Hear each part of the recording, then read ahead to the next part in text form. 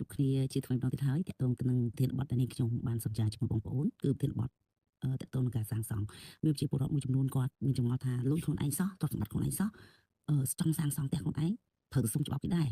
ចាមានបងប្អូនជាច្រើនដែលគាត់មានចម្ងល់បែបនេះជាការពិតណាស់តាក់ទងទៅនឹងការដែលគាត់និយាយអំពីសិទ្ធិរបស់គាត់ដែលគាត់លើកហេតុផលទាំងប្រមាណគឺជាសិទ្ធិរបស់បងប្អូនប្រជាពលរដ្ឋប៉ុន្តែបងប្អូនកុំភ្លេចថាទោះជាបងប្អូនមានសិទ្ធិផ្ទាល់ខ្លួនប៉ុន្តែសិទ្ធិរបស់យើងត្រូវស្ថិតនៅក្រោមព្រំដែននៃច្បាប់ចាដូច្នេះកុំឲ្យខាត់ពេលយូរយើងធ្វើបទបង្ហាញតែម្ដងចានៅក្នុងការសាងសង់គឺមានការសូមអនុញ្ញាតពីអាជ្ញាធរដែលនៅតាមតំបន់ត្រូវទៅសុំបើសិនជាក្នុងទម្រង់នេះបងប្អូនមិនសុំទ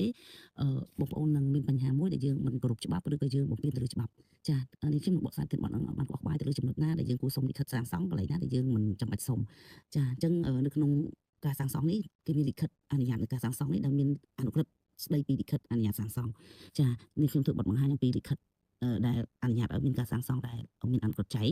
នៅក្នុងមាត្រា1នៃ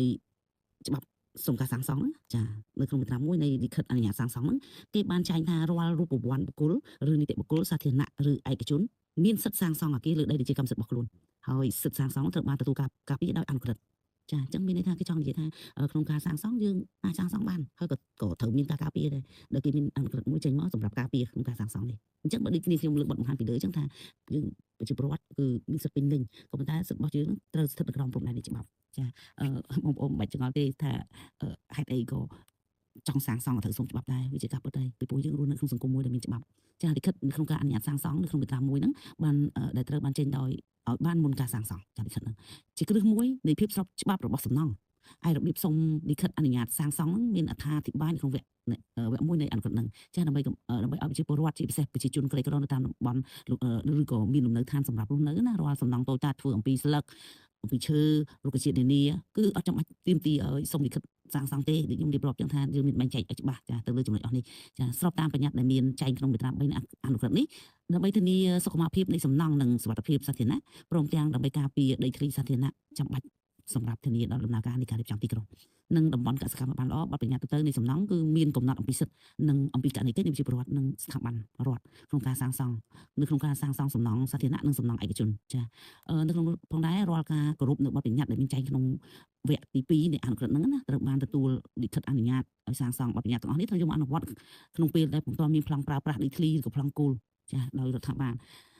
លអាចបំពេញមិនថាដើម្បីឲ្យស្របទៅតាមស្ថានភាពមូលដ្ឋានណានៅដោយស្ថិតនៅក្នុងបញ្ញត្តិដែលមានចែងក្នុងសំណង់ជាក់ស្ដែងក្នុងប្លង់ប្រើប្រាស់ដីធ្លីរបស់ខេត្តក្រុងអនុក្រឹត្យដែលបានចេញនេះគឺយកទៅអនុវត្តទៅលើសំណង់ដែលមានស្រាប់ដែលមានការអនុញ្ញាតចាយើងដឹងហើយថាសំណង់នៅក្នុងប្រទេសកម្ពុជាយើងមានច្រើនដូច្នេះហើយដើម្បីការពារកុំឲ្យមានផលប៉ះពាល់ចាដូច្នេះហើយត្រូវតែចែងច្បាប់ឲ្យបានច្បាស់លាស់នៅក្នុងការសុំការសាងសង់ដើម្បីសុខភាពបងប្អូនចាដើម្បីធានាសុខភាពនៃសំណង់ធានាថាសំណង់នោះវារឹងមាំមិនមានផលប៉ះពាល់ទៅថ្ងៃអនាគតហើយវិសុខភាពសម្រាប់បងប្អូនប្រជាពលរដ្ឋចាដើម្បីការពារទៅលើសុខភាពបងប្រជាពលរដ្ឋដែលរស់នៅបែបហ្នឹងបើសិនជាក្នុងករណីយើងមិនមានច្បាប់ការពារទេគាត់សាងសង់នៅក្បាលយើងធម្មតាយើងដឹងថាគាត់មានសិទ្ធិអញ្ចឹងបើសិទ្ធិគាត់មិនមានច្បាប់ការពារទេគាត់ចង់សាងសង់នៅក្បាលនេះសាងសង់ទៅអាចមានផលប៉ះពាល់ក្នុងករណីដែលឧទាហរណ៍ថាបើគាត់យល់ដឹងពីច្បាប់ទំនៀមត្រឹមត្រូវហើយគាត់ដឹងថាវាមានផលជះទៅថ្ងៃអនាគតទៅបើសិនជាសាងសង់ខុសស្តង់ដារវាមានផលជះដល់ប្រជាពលរដ្ឋដែលរស់នៅជុំវិញចាដូច្នេះបញ្ហាទេតើមានបងប្អូនប្រមាណអ្នកឬមានប្រជាពលរដ្ឋប្រមាណអ្នកដែលគាត់គិតពីចំណុចហ្នឹងបើសិនជាមិនមានច្បាប់ក្នុងការគ្រប់គ្រងទៅលើស្ថានភាពទាំងអស់ហ្នឹងចាដូច្នេះហើយបានជាច្បាប់គេបង្កើតឡើងដើម្បីគ្រប់គ្រងទៅលើស្ថានភាពទាំងអស់ហ្នឹងចាក្នុងលំនាំដូចនេះខ្ញុំរៀបរាប់ខាងលើសម្រាប់បងប្អូនអញ្ចឹងបើសិនជាក្នុងករណី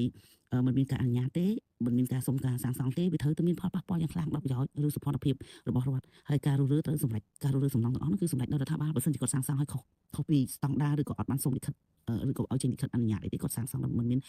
នសុំច្បាប់ទម្លាប់ទេគឺអ្នកដែលមានសិទ្ធិក្នុងការរុះរើហ្នឹងគឺសម្រេចដោយរដ្ឋាភិបាលឬតំណាងអ្នកដែលទទួលសិទ្ធិប្រទានចាដែលគេឲ្យសិទ្ធិទៅគាត់ណាតាមសំណើរបស់អាជ្ញាធរមានសមត្ថកិច្ចបើសិនជាអាជ្ញាធរមានសមត្ថកិច្ចគាត់គិតថាវាអាចមានផលប៉ះពាល់គ្រោះថ្នាក់អញ្ចឹងគាត់នឹងរាយការណ៍ទៅខាងលើដើម្បីសុំការឲ្យរុះរើទប់ស្កាត់មុននឹងគាត់សាងសង់ចេញជារូបភាពណាមួយបើសិនជាគាត់សាងសង់ខុសច្បាប់ច